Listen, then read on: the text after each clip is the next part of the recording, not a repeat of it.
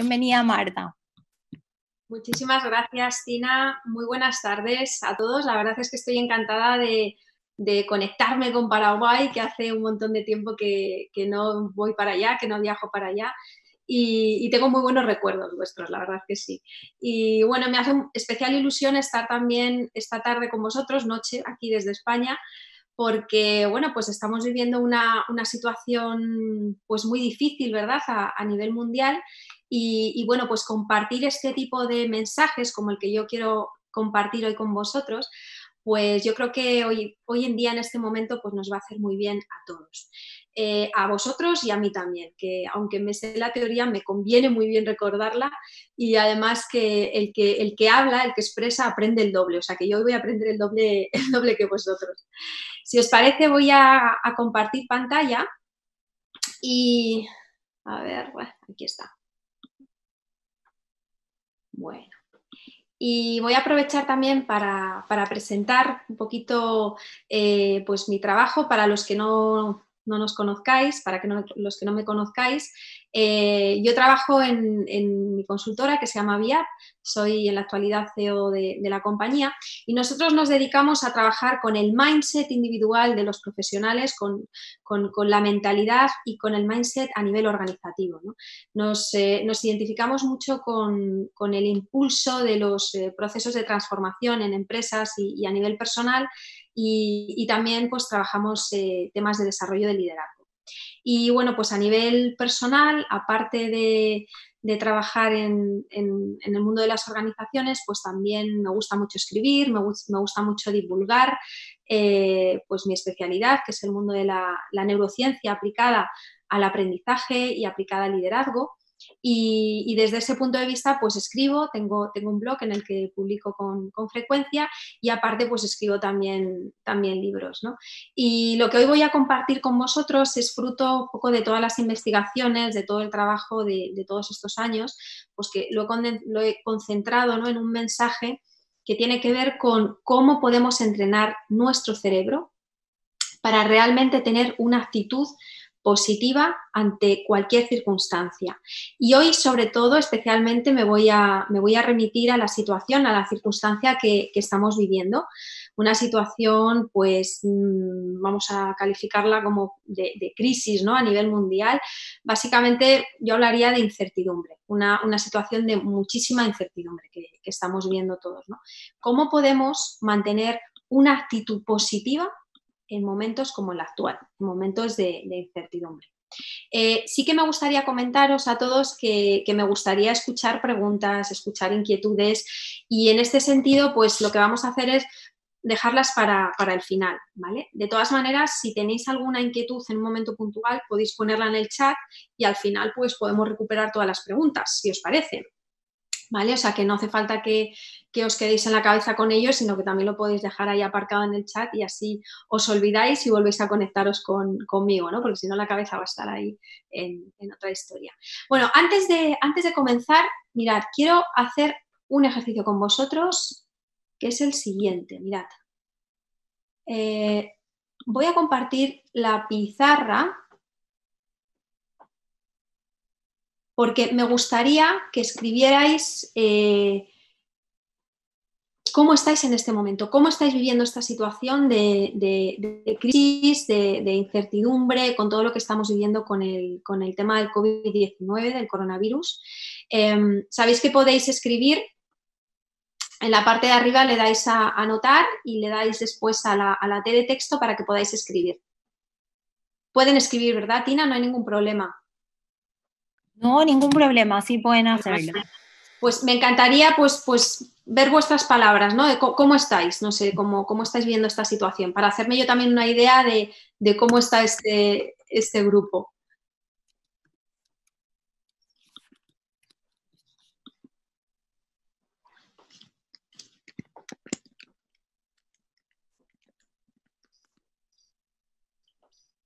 Vale, estáis escribiendo. ¿Sabéis que si le dais a la T es más fácil? Podéis anotar con texto. Mira, preocupado, preocupada, peleando. A ver. ¿Alguna más?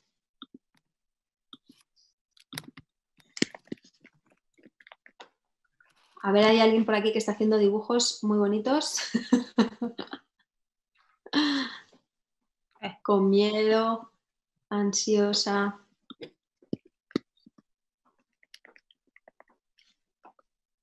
Cansado, inquieto. Yo voy moviendo los que salen unos encima de otros, los que puedo mover. Prota, aquí, prota. ¿Será protagonista o qué? Protac. Con fe. Venga, a ver alguna más.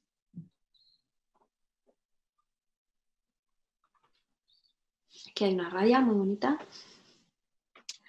Bueno, básicamente tenemos de todo. Gente que está ansiosa, con miedo, con preocupación, con cansancio, también peleando, con fe, con inquietud. Bueno, voy a volver a poner la presentación. Fijaos, ¿por qué os he preguntado esto? Porque cuando hablamos de actitud positiva, lo primero que me gustaría dejar muy claro es que todos podemos tener actitud positiva, ¿vale? Esto no es algo... Ah, mira, habéis escrito también por aquí por el chat, con mucha preocupación, incertidumbre, serenidad, incertidumbre, angustia, aprendiendo, preocupada, con expectativas, tranquila, pero con ganas de salir, con duda, expectante. Bueno, vamos a normalizar todo esto que estáis viviendo ahora. Vamos a hacer un viaje para que entendáis muy bien lo que estamos viviendo y cómo podemos entrenarnos para que esto básicamente no nos paralice, no nos bloquee. Porque antes de empezar me gustaría clarificar de qué estamos hablando cuando hablamos de actitud positiva, ¿de acuerdo? Porque no estamos hablando de estar sonriendo todo el día, ni de estar todo el día feliz, no estamos hablando de algo naif, ¿vale? Estamos hablando de que tener una actitud positiva es básicamente actuar, seguir adelante, entrar en acción a pesar de las circunstancias, a pesar de la incertidumbre. Pase lo que pase, yo no me bloqueo, entro en acción, ¿no? Y tomo las riendas. Esa es la auténtica actitud positiva, ser capaz de enfrentarse a los problemas actuando, ¿no? Y mirad, todos tenemos esta capacidad, todos, como seres humanos. Lo que pasa es que cuando la incertidumbre es muy grande, nos paraliza. Y esto es una cuestión casi yo diría, de supervivencia, ¿no? Porque fijaos, en nuestro caso como seres humanos, la actitud positiva es un comportamiento que hemos aprendido, ¿vale? Aunque tenemos esa tendencia a pensar siempre bien sobre nosotros mismos, si ahora hiciéramos una encuesta sobre determinadas preguntas tipo, oye, ¿pensáis que, por ejemplo, vuestros hijos van a ser en un futuro hombres y mujeres de provecho? Que les va a ir bien, todo el mundo dice que sí, seguro, ¿no? O sea, todos tenemos una capacidad de proyectar el futuro y pensar en positivo, ¿no? Tener una actitud positiva. Pero cuando nos enfrentamos a la realidad, cuando la situación de incertidumbre llega a nuestra vida, ahí es cuando esta capacidad de proyectar lo positivo se ve mermada. Nos solemos bloquear, ¿no? Y cuanto más grande es la incertidumbre, más bloqueo. Pues bien, aunque todos tengamos esta capacidad de tener actitud positiva, realmente hay personas que tienen más facilidad que otras. Y la clave está en cómo lo han aprendido, en que realmente lo han adquirido como un hábito. Está absolutamente grabado en su cerebro. Y antes de comenzar a hacer este viaje que os decía, quiero explicaros en qué momento se aprende la actitud positiva, cuándo se siembra esa semilla.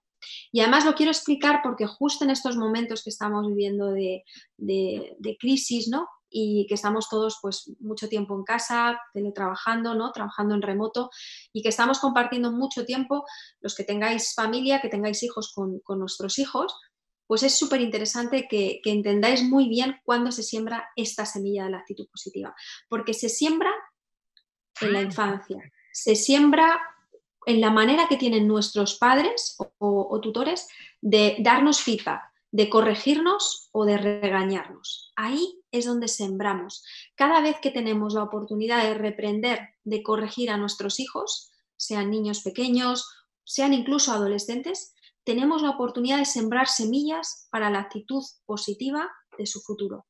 O al revés, estamos sembrando semillas de actitud negativa, es decir, generando personas que en un futuro se van a bloquear ante las dificultades. ¿Y sabéis cómo se hace esto?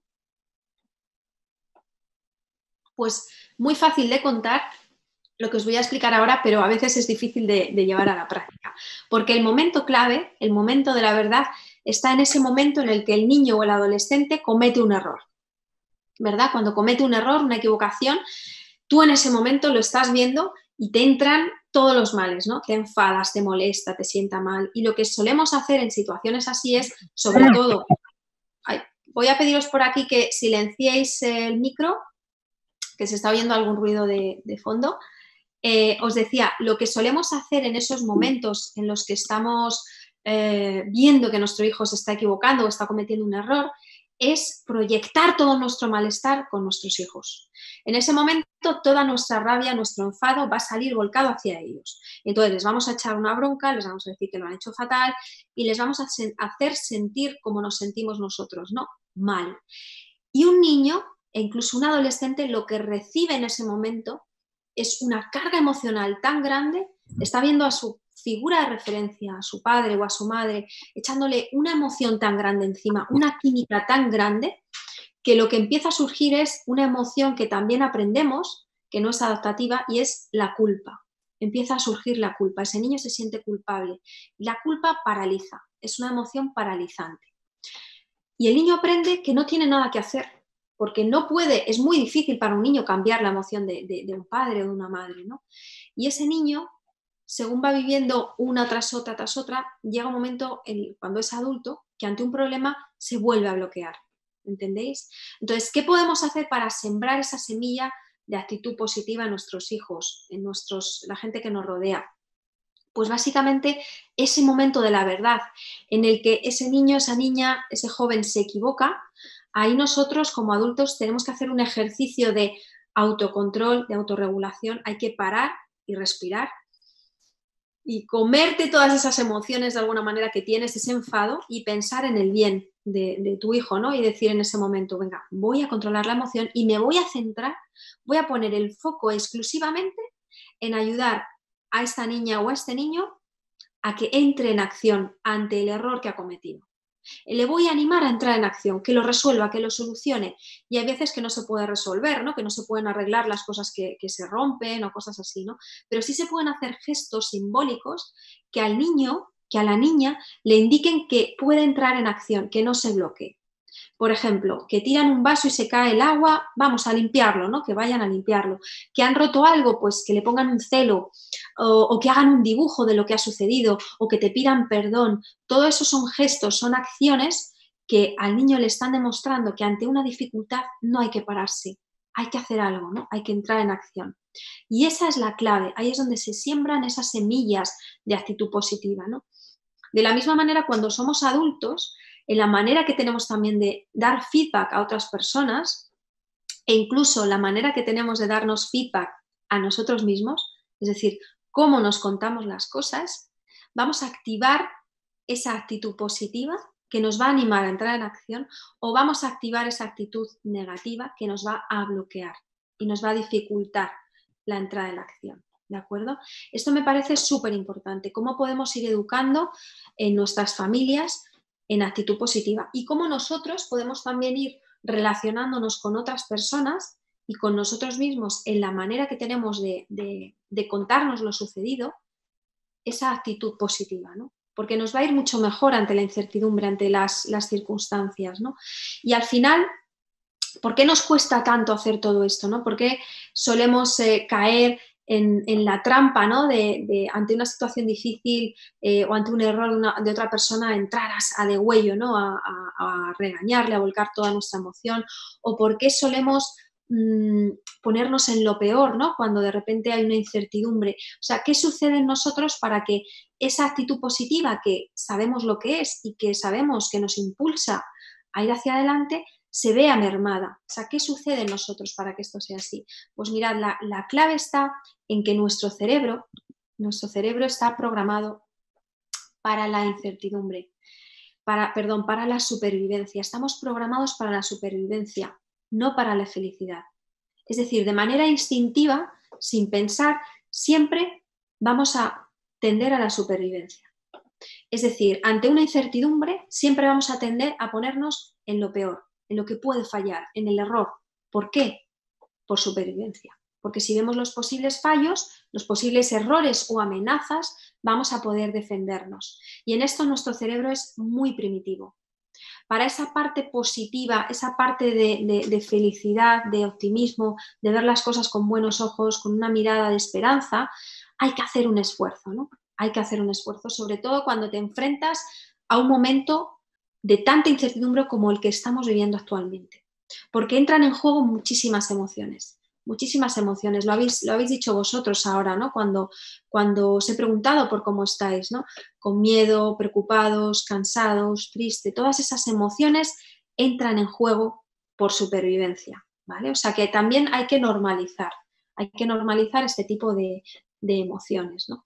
Y ahora me gustaría compartir con vosotros una imagen que veis aquí de un cerebro. Vamos a comenzar ese viaje del que os estaba hablando al principio, porque quiero que entendáis muy bien qué es lo que pasa en nuestro cerebro para que podamos entrar en acción y no quedarnos bloqueados ante la incertidumbre. Y mirad, hay algo súper importante y es que entendamos que la clave está en cómo procesamos la información. De nuevo, cómo nos contamos las cosas. Esa es la actitud positiva, ¿no? Pues mirad, los seres humanos estamos llenos de sistemas, el sistema nervioso, el sistema respiratorio, el sistema digestivo. Pues bien, el sistema nervioso, que es el que nos ayuda también a hacer el procesamiento mental, funciona como el resto de sistemas. ¿Y cómo funcionan? Pues con tiempo. Necesitan tiempo. Por ejemplo, tú cuando después de comer a nadie se le ocurre ponerse a correr, ponerse a hacer deporte, ejercicio, ¿verdad? Porque sabes que te va a sentar mal, que vas a hacer peor la digestión, ¿no? Y te tomas tu tiempo y después, más tarde, sales a hacer ejercicio.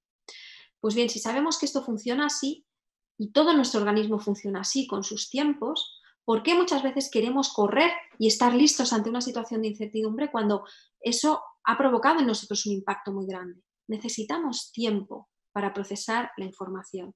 Mirad, el procesamiento de la información en nuestro cerebro tiene que ver con que esa información que recibimos esté absolutamente integrada en todo el cerebro, hemisferio derecho y hemisferio izquierdo. Y aquí es donde se empieza a complicar la cosa, porque fijaos, cuando recibimos una información del exterior, una noticia, ¿verdad? Cuando de repente nos enteramos de lo que estaba sucediendo en el mundo con esta situación que estamos viviendo, ¿no? Del COVID-19, eso provoca en nosotros, esa situación de incertidumbre, un shock además bastante grande. Y eso se introduce primero por el hemisferio derecho. El hemisferio derecho es el que se impresiona de las situaciones, donde tenemos las primeras impresiones, ¿vale? Entonces, el hemisferio derecho recibe ese shock. Y a veces el shock es tan grande que no procesamos la información porque la información no pasa al hemisferio izquierdo. Y el hemisferio izquierdo es el que entra en acción, el que nos ayuda a entrar en acción con la información del hemisferio derecho. Entonces, ¿cómo podemos hacer para ayudar a nuestro cerebro a que la información pase también al lado izquierdo? Pues la clave es comprender lo que sucede en nuestro hemisferio derecho, tenerlo muy claro. Y fijaos, ante el shock inicial, el shock no es otra cosa que un fenómeno que llamamos de incredulidad. Es decir, a ti te dan una noticia y tú en ese momento lo primero que piensas es, no puede ser, no puede ser, no me lo puedo creer, esto es imposible. Y este pensamiento de incredulidad que siempre vas a tener ante una novedad, ante una incertidumbre, puede durar mucho tiempo o puede durar segundos. Pero lo que está claro es que cuando estás en shock, cuando tienes esa fase de incredulidad, es muy difícil, muy difícil que entres en acción, básicamente. Es prácticamente imposible. Perdonad un momentito que voy a volver a compartir la pantalla, que tenía aquí un problemita. A ver. Ahora. Pues bien, como decía, esa fase de incredulidad puede durar segundos o puede durar incluso años. Yo fijaos, ahora que estamos aquí casi en intimidad, os voy a compartir un poco también mi experiencia en este sentido, ¿no? Yo hace 3 años y unos meses tuve una experiencia vital muy fuerte Una experiencia en la que mi hermano falleció, tuvo una pérdida inesperada, algo que no nos esperábamos. En muy poco tiempo él ingresó en el hospital un 15 de diciembre y el 23 de diciembre, es decir, una semana después, falleció de un cáncer de estómago, ¿no? Fulminante. Y no lo sabíamos, ¿no? Tuvimos una semana para hacernos a la idea. Y yo además estaba embarazada de 38 semanas, ¿no? Bueno, el shock fue tan grande para todos. Yo os voy a contar un poco mi historia, no la de mi familia, ¿no? Fue un shock muy grande. En mi caso, todas las hormonas, la vida y la muerte a la vez, ¿no? Y la pérdida de un hermano en un momento dado en el que no te ha dado tiempo a hacerte la idea, ¿no? Entonces, yo estuve en esa fase de shock, de incredulidad, fijaos, pues casi 2 años y medio. Es decir, 2 años y medio en los que yo cada día me preguntaba y me decía, ¿cómo puede ser? Esto es imposible. No puede ser, no puede ser. Es una pesadilla. Me levantaba por la mañana y decía, no puede ser. O a veces iba a casa de mi hermano y decía, esto no ha sucedido. Va a bajar mi hermano ahora por la escalera, ¿no? Pues estuve así 2 años y pico en fase de incredulidad. Es decir, mi cerebro no lo había procesado. Fijaos, ¿eh? Y esto es un problema, es una dificultad. Pues no, de hecho, los procesos de duelo, que no es otra cosa que lo que ahora mismo estamos viendo, ¿no? Cómo procesas tú una situación de incertidumbre muy grande, pueden durar pues un tiempo razonable, pueden extenderse en el tiempo en función de la magnitud, ¿no?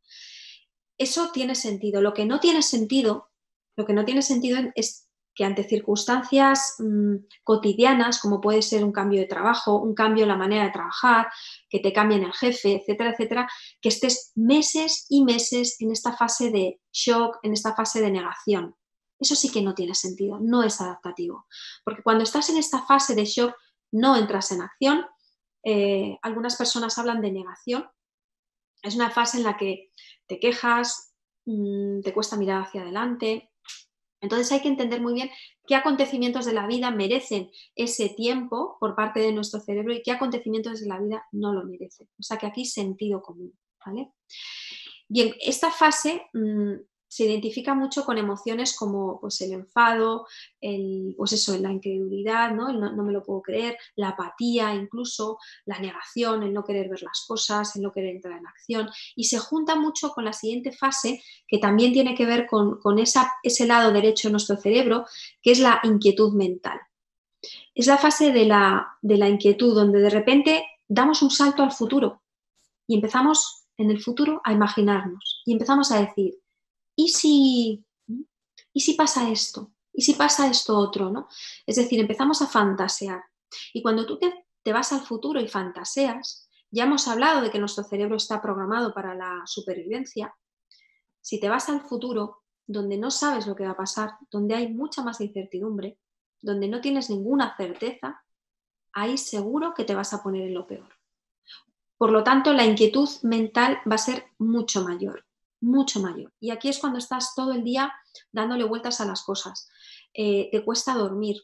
Incluso se ve muy bien cuando una persona está en esta fase porque es adicta a la información. Empieza a consumir información, a ver las noticias, a buscar información en redes sociales, todo tipo de informaciones. Necesita saciar esa inquietud mental con respuestas, ¿no? Entonces yo aquí siempre digo, cuidado, ¿no? Cuidado porque hay que tener higiene mental. Higiene mental, elegir qué noticias van a alimentar mi cabeza, van a tranquilizarme o van a inquietarme aún más, ¿vale? Bien, el caso es que cuando estamos en esta parte, en este lado, en esta fase del procesamiento mental, es decir, en el lado derecho del cerebro, nos cuesta mucho entrar en acción, ¿vale? Y esto explica por qué, por ejemplo, en España, lo que nos ha pasado con el tema del coronavirus es que hemos tardado mucho tiempo en entrar en acción. Nos ha costado. De hecho, estábamos viendo lo que sucedía en China, lo que sucedía en nuestros vecinos italianos, y aún así nos costó entrar en acción. ¿Por qué? Porque no nos lo podíamos creer. Estábamos en esta fase del procesamiento mental. Nuestros cerebros estaban tan impactados que no podían ver más allá y no podían entrar en acción, ¿vale? Es absolutamente normal estar aquí. Es como aprende nuestro cerebro, es como funciona para procesar las cosas. Y repito, igual que el resto de sistemas de nuestro cuerpo, de nuestro organismo, el procesamiento mental también tiene sus tiempos. Ahora bien, ¿qué podemos hacer para acelerar estos tiempos? y ayudar a que la información pase a la parte izquierda de nuestro cerebro.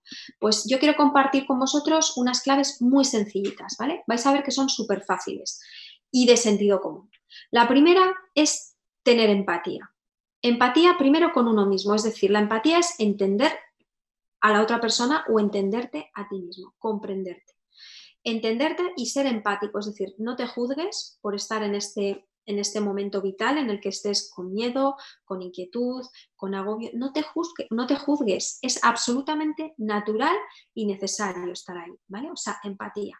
Segunda recomendación, expresa. Es súper importante utilizar el lenguaje en esta fase inicial de shock o de incredulidad, porque mirad, cuando tú estás en shock, lo que sucede es que prácticamente, bueno, aparte de toda la química que hay, ¿no? Y a nivel emocional, la sangre tiene una mayor concentración en tus amígdalas, ¿de acuerdo? De tal manera que no piensas con claridad, la sangre no se reparte de manera equilibrada por tu cerebro.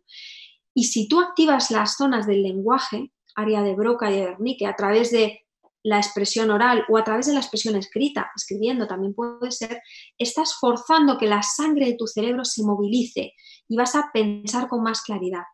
Y también por lo que os explicaba al principio de esta conversación, cuando hablas, cuando cuentas algo, estás conectando ideas, estás forzando el procesamiento mental, estás aprendiendo de manera acelerada. Hablar, contar algo o escribirlo es la mejor manera de aprender. Así que si estás aquí, súper importante que te busques personas con las que puedas expresarte sin sentirte cuestionada ni juzgada.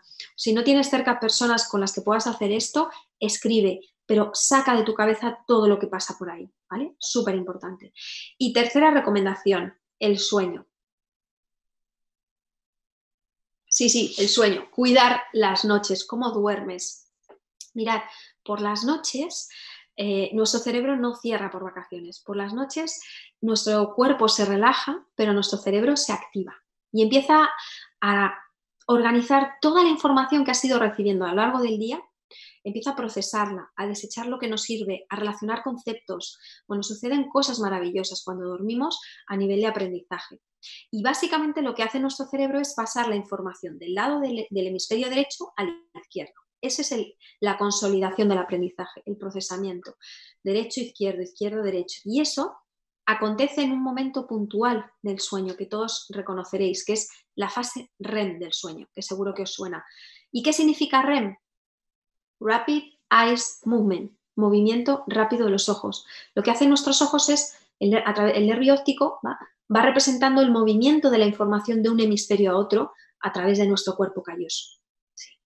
Por eso yo muchas veces también recomiendo, y esto funciona muy bien con los niños, que cuando estás despierto, si has recibido muchísima información y ahora que estamos trabajando desde casa y que pasamos muchas horas delante del ordenador, muchas horas, casi más horas que antes trabajando, cuando estés con mucha saturación mental y te cueste concentrarte, yo recomiendo un ejercicio de simulación de lo que hace nuestro nervio óptico cuando dormimos. Y es muy sencillo, tú te coges un boli, lo voy a hacer ahora con mi dedo, pero coges un boli y empiezas a moverlo, ¿vale? Y con tus ojos vas siguiendo el movimiento, de un lado a otro, de un lado al otro, ¿vale? Estás representando a través de tu nervio óptico, forzando, ¿vale?, que las imágenes que has ido recibiendo, que la información se movilice. Y para los niños es súper divertido y a nosotros nos ayuda también a concentrarnos mejor y a seguir adelante. Entonces, cuidar el sueño es muy importante porque por la noche hacemos este procesamiento mental. Y curiosamente, en estos días, yo últimamente he estado participando en algunas tertulias de radio e incluso en algún medio de prensa escrita, en el que hablaba precisamente de que en estos momentos de coronavirus estamos viendo que están creciendo el número de personas con alteraciones del sueño. O sea, no hablo de trastornos, hablo de alteraciones. Y seguro que los que me estáis escuchando estáis viviendo alguna situación parecida. Como por ejemplo, que te cueste conciliar el sueño, que tengas microdespertares, que te despiertes a medianoche a las 4 de la mañana y te cueste volver a dormir, y que tengas pesadillas, que necesites dormir más tiempo de lo habitual. Bueno, pues todo esto es normal, porque cuando hay mucha información que procesar, por la noche de alguna manera nos cuesta hacerlo, ¿no? Y hay pues eso, dificultades y alteraciones. Por eso es súper importante cuidar el sueño en estas fases iniciales, ¿vale? Muy, muy importante. Cuida la entrada a la cama, cómo te vas a dormir. Si luego tenéis alguna pregunta a este respecto, si tenéis alguna dificultad en este sentido, os puedo dar alguna clave al final de la sesión, ¿vale? Entonces, estas tres cosas. Y sobre todo para la fase del miedo, de la inquietud mental, seguimos en este lado derecho del cerebro, la recomendación que yo os doy es, obviamente, buscar información, porque nos ayuda a relajar esa inquietud mental, pero cuidado con la información, esto ya lo he dicho, información de calidad. Y luego, muy importante, ante preguntas que te surjan, ¿qué va a ser de mí? ¿Y qué va a pasar con nuestro país? ¿Y qué va a pasar con mi empresa, con mi trabajo, con mi familia? Ante ese tipo de preguntas, ponte a dibujar, a pensar en escenarios. Pues podría pasar esto, y esto otro, y esto otro. Incluso ponte a pensar, oye, ¿y qué es lo peor que podría pasar? ¿No? Ponte en todas las situaciones posibles, porque eso te va a dar sensación de control y te va a dar un poquito de tranquilidad, ¿vale?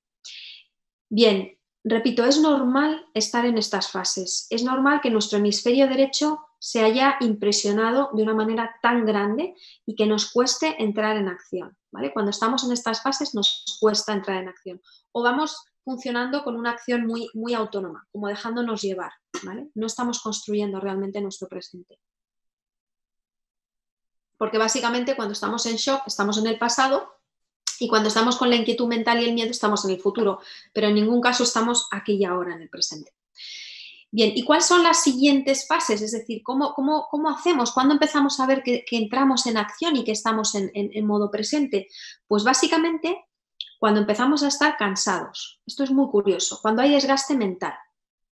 Cuando nuestra mente ya nos empieza a costar esto, ¿no? Y ya dices, madre mía, si es que me cuesta hasta pensar, me cuesta hasta concentrarme, ¿no? Tengo dificultades, estoy cansado, noto que tengo menos ideas, menos creatividad, incluso te sientes más vulnerable. Y físicamente también puedes estar como en un letargo, ¿no? Como cansada, ¿no? Te puede costar todo esto, ¿no? O había por aquí una persona que ponía que estaba triste, ¿no? La tristeza tiene que ver sobre todo con esta fase de desgaste.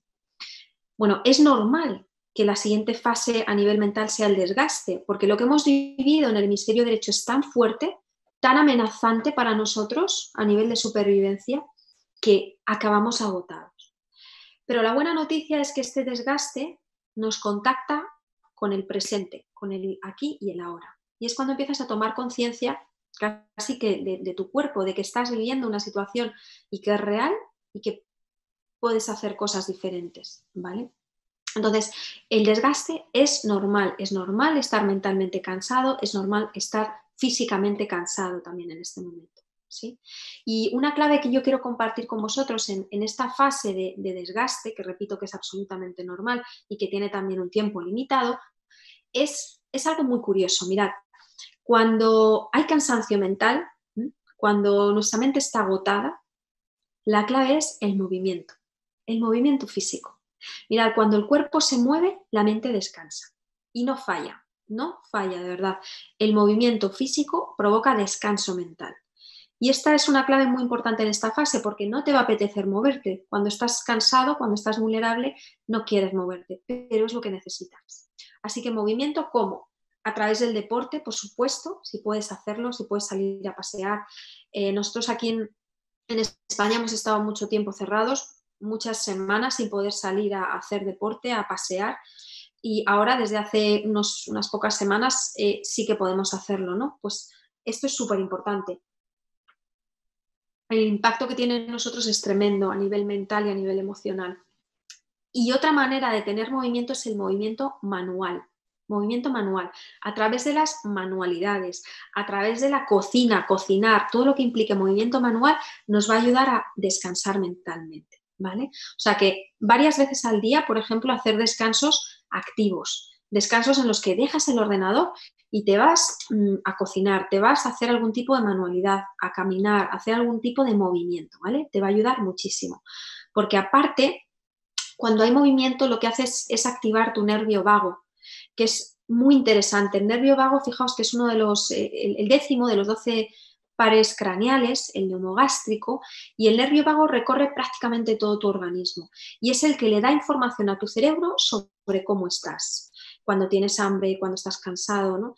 Y cuando estás mucho tiempo sentado, como estamos ahora mismo, pues eso, trabajando desde casa, muchísimo tiempo sentados, pues al final nuestras piernas, nuestros glúteos se adormecen, se quedan adormecidos y entonces la información que le llega a tu cerebro a través del nervio vago es precisamente que hay adormecimiento, que es hora de dormir.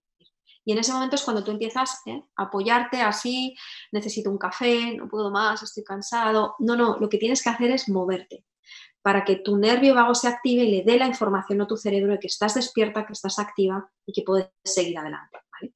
Si en esos momentos que te notas así con ese bajón no puedes salir a caminar, no puedes moverte mucho, por lo menos estírate, estira todos tus nervios, estírate para que también se estire tu nervio vago, ¿de acuerdo? Y segunda recomendación, en esta fase de desgaste, súper importante. Cuando estamos aquí, que nos sentimos muy vulnerables, nos va a costar mucho relacionarnos con los demás. Vamos a tender a aislarnos, perdón. Y aquí hay que hacer de nuevo todo lo contrario. Hay que salir de uno mismo y entrar en contacto con el otro. ¿Por qué? Porque cuando tú no tienes energía, fijaos, somos seres sociales y nos contagiamos de la energía de los demás. Entonces, cuando yo no tengo energía, necesito del otro para subir también mi energía. Cuando yo estoy cansada mentalmente, emocionalmente y me cuesta, necesito apoyarme en los demás. Estamos creados de esa manera, ¿no? Nuestro cerebro es absolutamente social y está basado en las conexiones, es nuestra manera de relacionarnos y de sobrevivir. Pues bien, si estás en casa, pasa tiempo con otras personas. Hablo de presencia física. ¿Por qué? Porque en la presencia física hay contagio a través del olfato, de las feromonas. Sí, a través del olfato. Olemos las emociones de los demás y nos contagiamos de ellas a través de las feromonas. Y si estás solo en casa y no te puedes relacionar con muchas personas, no puedes ir a salir con tus amigos ni nada de esto, contacto virtual, ¿vale? Contacto virtual, súper importante, porque aunque no vas a tener este efecto de las feromonas que decíamos, sí vas a tener el efecto reflejo en tu cerebro de las neuronas espejo. Y vas a ver que el comportamiento, la actitud que tienen las personas con las que te estás conectando virtualmente, se van a ver reflejadas en tu cerebro a través de este tipo de neuronas. Tenemos muchos tipos de neuronas en nuestro organismo. Las neuronas motoras que se ocupan del movimiento, por ejemplo. Las neuronas espejo se ocupan precisamente de reflejar el comportamiento social, el comportamiento de otras personas. Y esto también nos ayuda a levantar la energía, ¿de acuerdo? Pues bien, cuando empezamos a entrar en esta fase, empezamos a movernos, a relacionarnos, fijaos, lo que hay que hacer en esta fase de desgaste es una invitación a la acción. Y si te cuesta la acción, me gustaría hablaros de una regla muy sencillita que funciona muy bien con nuestro cerebro, que es lo que yo llamo el minuto de oro. Y es un minuto en el que tú te la juegas. Por ejemplo, ante cosas que te cuestan mucho esfuerzo, ¿vale? Vamos a hablar del esfuerzo. Cuando estás desgastado, estás cansado, te va a costar, muchas cosas te van a costar un gran esfuerzo. Y al final, el esfuerzo nos hace libres como seres humanos. Si hay algo que te cuesta, si hay algo que requiere de ti un extra de fuerza de voluntad, un extra de esfuerzo, vea por ello, porque ahí está tu libertad, de verdad, ¿no? Y muchas veces pensamos cosas grandes, ¿no? Por ejemplo, con el tema del deporte, ¿no? Si tú piensas por la mañana, te has propuesto hacer deporte y te piensas, joder, tengo que salir ahora a correr, ¿verdad? Hoy que está lloviendo, ¿verdad? Que me han contado que ahí en Paraguay ha estado lloviendo. Tengo que salir, no, y enseguida tu cerebro se le hace muy grande, se le hace muy cuesta arriba y te quedas en la cama. Pero si tú pones tu atención en lo que llamamos el minuto de oro, en decir, me voy a poner un calcetín. Ese es tu objetivo. Tu objetivo no es ir a correr, tu objetivo es ponerte un calcetín de deporte. Me voy a poner un calcetín y ese es el esfuerzo que tienes que hacer. Me voy a poner el calcetín en mi pie derecho. Inmediatamente tu cerebro, ¿qué es lo que busca? Completar la acción. Me voy a poner el calcetín en el pie izquierdo y ya me voy a levantar y vas a ir poco a poco, ¿entendéis? No es lo mismo pensar, tengo que ir a correr, que es algo muy grande en un momento dado, a pensar, tengo que ponerme el calcetín. Y esa es una clave muy interesante para todo lo que nos cuesta esfuerzo. No pienses a lo grande. En este sentido, cuando hay esfuerzo de por medio, piensa en pequeñito. ¿Cuál es ese minuto que lo cambia todo? porque de un paso das el otro. Es decir, la acción llama a la acción. Y esa es la clave en el procesamiento mental, que haya acción. Pero no acción indiscriminada, sino una acción sostenible. Lo que llamamos una acción que genere habituación, que genere nuevos hábitos. Porque básicamente con lo que estamos viviendo ahora, una de las buenas noticias es que tenemos la oportunidad de crear una nueva realidad para nuestra vida. Obviamente para nuestra sociedad, para nuestro mundo, pero para nuestra vida cotidiana, para nuestras relaciones, para cómo nos organizamos a nivel familiar, a nivel personal, para nuestra manera de trabajar. Tenemos la oportunidad de hacerlo, necesitamos ser creativos, ¿no? Y necesitamos generar nuevos hábitos que vayan a nuestro favor. Por eso es muy importante elegir qué hábitos vais a generar ahora. Porque fijaos, los viejos hábitos siempre van a estar ahí. Los viejos hábitos nunca van a desaparecer, nunca se pierde un hábito. Lo que hacemos es que entren en desuso, dejar de utilizarlos. ¿Y cómo lo conseguimos? Con nuevos hábitos que los suplanten. Yo, por ejemplo, esto explicaría por qué cuando te planteas algo, como por ejemplo dejar de fumar, si te lo planteas así no lo vas a conseguir, porque lo que estás haciendo es poner más atención en lo que quieres dejar de hacer. Lo que tienes que hacer es olvidarte de eso, que entre en desuso y poner la atención en un nuevo hábito. Voy a hacer deporte, voy a salir a correr todos los días, y ese nuevo hábito saludable va a hacer que lo de fumar entre en desuso con el tiempo. Y la clave es que haya necesidad, que tú percibas que ese hábito es necesario para ti, porque cuando hay necesidad hay inflamación en tus neuronas. Las células de Schwann que están en los axones de tus neuronas se inflaman y es cuando se tocan unas neuronas con otras. Y es cuando tienes esa sensación de que quieres hacer algo, ¿no? Tienes una necesidad y eso es lo que te invita a la acción. Porque cualquier inflamación en tu organismo y más en el sistema nervioso provoca mucha incomodidad. Es muy incómodo. Necesitamos enseguida bajar la inflamación. ¿Y cómo se baja en este sentido? Actuando, entrando en acción. Y la segunda clave es la repetición. Tiene que haber repetición, rutinas. Y esta es mi recomendación para esta fase. Los rituales. Los rituales tienen que ver con repetir un mismo comportamiento más o menos a las mismas horas. Levantarte y acostarte a las mismas horas, trabajar el mismo tipo de acciones a las mismas horas, porque nuestro organismo es como un reloj. Y en épocas de incertidumbre tan grandes como la que estamos viviendo, es súper importante tener rutinas. Y el otro día me decía una persona, joder, pero qué rollo tener rutinas. Sí, puede ser muy aburrido, pero cuando hay incertidumbre, tu cerebro necesita estabilidad, necesita certezas. Y las rutinas le dan certezas a tu cerebro. Y eso te va a permitir seguir adelante y habituarte, ¿vale? Entonces, los rituales y después el refuerzo positivo. O sea, cuando hay esfuerzo, tiene que haber refuerzo, ¿vale? Premiate, cuéntaselo a los demás, comparte las cosas que haces. ¿Por qué la gente comparte las cosas en redes sociales y va buscando el me gusta y todo esto? Porque es un refuerzo positivo, es un chute tremendo de energía, ¿no? Te guste más o te guste menos. No estoy diciendo que ahora compartáis en vuestras redes sociales todos vuestros logros, pero sí contárselo a vuestra familia, a vuestros amigos, compartirlo. Eso es un refuerzo positivo muy grande, es un premio muy grande. ¿Entendéis? Pues bien, esta es la clave, es un poco el viaje que estamos viviendo ahora en un momento de crisis tan grande y yo lo que quiero compartir con vosotros es primero que seáis conscientes de dónde estáis en este viaje, que lo naturalicéis, es absolutamente normal que estemos viviendo estas fases y sobre todo las recomendaciones que os he dado para poder avanzar en este viaje, ¿no? Del procesamiento mental y adaptarnos a la nueva situación. Y también deciros que puedes ir hacia adelante, hacia atrás. Cuando estás en el hemisferio derecho hay mucho movimiento, ¿no? Pero eso sí, cuando pasas al izquierdo llega un momento que empieza a haber habituación y haces un clic muy grande y ya no hay vuelta atrás. Y es cuando casi que empiezas a disfrutar de esta nueva situación, ¿vale? Y empiezas ya a ponerte creativo. Y ese es un momento muy interesante.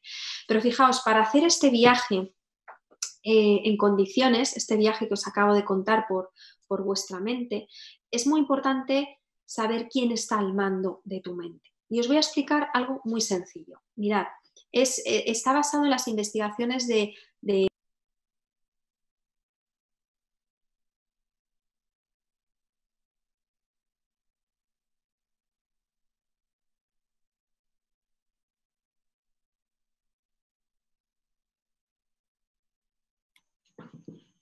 Marta,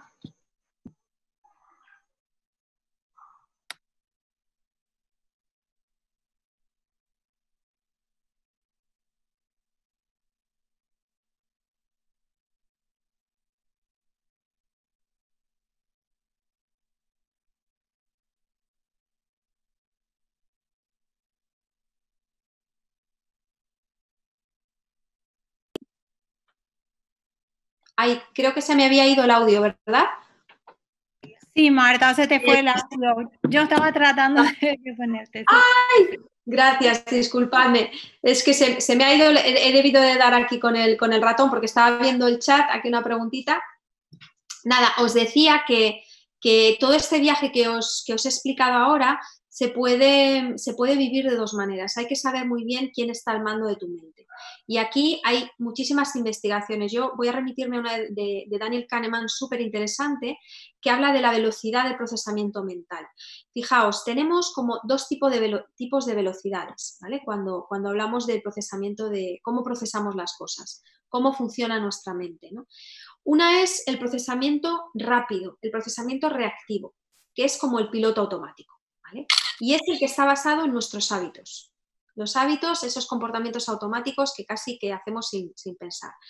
Fijaos, estamos el 85% del tiempo, en un día, el 85% del día, con el piloto automático. Está medido, ¿vale? Es como funciona nuestro cerebro. Por tanto, por eso es súper importante generar hábitos que van a tu favor, que son hábitos saludables para ti, porque vas a estar el 85% del tiempo cayendo en esos hábitos, en esas rutinas, ¿vale? Bien, y después tenemos el otro tipo de procesamiento, que es el que es más lento, más consciente. Es el que acontece cada vez que paramos y observamos lo que está sucediendo a nuestro alrededor y lo que está sucediendo en nuestro interior. Y es cuando de repente te das cuenta de lo que necesitas y dices, madre mía, si es que tengo sed, por ejemplo, ¿no? Y actúas. Es el que te permite hacer cosas diferentes, cuestionar, porque observa lo que pasa afuera y cómo te impacta adentro. Y fijaos, en un día solamente estamos el 15% de nuestro tiempo de manera natural, ¿vale? En esta parte más consciente o más lenta. Pues bien, fijaos, en momentos de incertidumbre, como el que estamos viviendo ahora, es súper importante cambiar estos porcentajes. No me refiero a cambiarlos radicalmente, simplemente cambiar un poquito y elevar el nivel de conciencia, ¿vale? Elevar el procesamiento lento. ¿Y esto cómo se hace? Básicamente estableciendo pausas a lo largo del día varias veces de manera consciente, donde tú establezcas de repente que digas, oye, cada 90 minutos, cada hora voy a hacer una pausa en la que voy a observar un poco cómo estoy o voy a hacer una pausa activa, ¿vale? Pero que pises el freno y pares, ¿vale? Porque si no, te vas a dejar llevar por los hábitos antiguos y va a ser muy difícil que cambies cosas, que generes nuevos hábitos, ¿entendéis? Esto es clave para este momento en el que estamos viviendo. Y fijaos, la actitud positiva, como os decía, no es otra cosa que cómo te cuentas las cosas. Esto os lo decía al principio, ¿no? ¿Cómo haces ese procesamiento mental que, como os decía, ante una situación de incertidumbre es muy difícil entrar en acción rápidamente, es muy difícil tener actitud positiva rápidamente. ¿Por qué? Porque habéis visto todo el viaje que hay que hacer y habéis visto que eso se puede hacer muy rápido o puedes estar mucho tiempo en cada una de las fases. Pero básicamente, fijaos, si cada vez entramos más en conciencia y paramos y observamos, vamos a tener también la oportunidad de decidir cómo nos contamos las cosas, ¿sí? En lugar de dejarnos llevar por los pensamientos. Porque la actitud positiva, es decir, nuestra acción, va a depender de lo que nos decimos en la cabeza. Por ejemplo, imaginaos que yo ahora me estoy tomando un café, ¿vale? Y se me cae el café y me mancho, ¿no? Tengo dos opciones. Actitud negativa, centrarme en la emoción, sentirme fatal, qué horror, me he manchado, qué van a pensar de mí, qué desastre, siempre me pasa lo mismo, madre mía, qué horror, y me engancho ahí y voy a tardar en actuar. Segunda opción, actitud positiva. Me mancho con el café, voy a ver qué puedo hacer, para que no se note, cojo un pañuelo, me tapo, me voy a por una bufanda para taparme, voy a entrar en acción para resolver esa situación incierta que no me esperaba, ¿vale? Y todo parte de cómo yo me lo cuento. Si me engancho en la emoción, o directamente trato de irme al hemisferio izquierdo, a la acción, ¿vale? Y esto no solo tiene que ver con cómo me cuento lo que me pasa aquí y ahora, sino cómo me cuento todo en mi vida, cómo recuerdo mi pasado. Esto nos va a influir muchísimo en la actitud positiva del presente. Y mirad, el pasado, a veces nos enganchamos en el pasado y nos recreamos en él y entramos en el victimismo, ¿no? Y eso nos va a paralizar muchísimo, porque cualquier situación que vivamos en el presente, que por lo que sea nos recuerde algo que hemos vivido en nuestro pasado y que nos genere una emoción así tan fuerte, nos va a hacer reaccionar o nos va a bloquear muchísimo, ¿entendéis? Por tanto, es muy importante recordar nuestro pasado cuando nos vengan pensamientos a la cabeza, que esto nos va a pasar y ahora en este momento de incertidumbre nos va a pasar, la añoranza, el pensar cómo estábamos antes, etcétera, etcétera. Hay que dar las gracias, hay que pensar con gratitud. ¿Qué hemos aprendido de eso que hemos vivido, ¿no? Y bueno, yo no me quiero ir tan lejos en el pasado, ¿no? Como para irme a la infancia, pero incluso también, ¿no? ¿Cómo recuerdas tu infancia? Hay una frase que me parece maravillosa que dice que siempre hay una segunda oportunidad para tener una infancia feliz, ¿no? Depende cómo la recuerdes, cómo te lo cuentes, no depende de lo que hayas vivido, ¿no? Entonces, el pasado siempre con gratitud. Y el futuro, mirar, el futuro, porque indudablemente ahora mismo, como veíamos, fase de inquietud, nos van a venir muchísimos pensamientos. Si pisamos el freno y metemos ese procesamiento lento, podemos controlar también en un momento dado cómo pensamos sobre el futuro. ¿Qué futuro queremos, ¿no? en nuestra vida, en lo que está en nuestro círculo de influencia, ¿no? No lo que no depende de nosotros. Y ahí la clave está en el poder de la anticipación, jugar con la anticipación, porque fijaos, aquí hay estudios maravillosos, algunos muy divertidos, sobre cómo funciona la anticipación en el ser humano, ¿no? Hay un estudio muy interesante de Josh Lowenstein que hizo con adolescentes hace poquito tiempo. Él les dijo a un grupo de adolescentes, imaginaos pensar en una celebrity que os encante. Todos ya lo tenían, ¿no? Imaginaos que yo os doy la oportunidad de tener un encuentro con esa celebrity. ¿Cuándo os gustaría tener ese encuentro exclusivo con esa persona?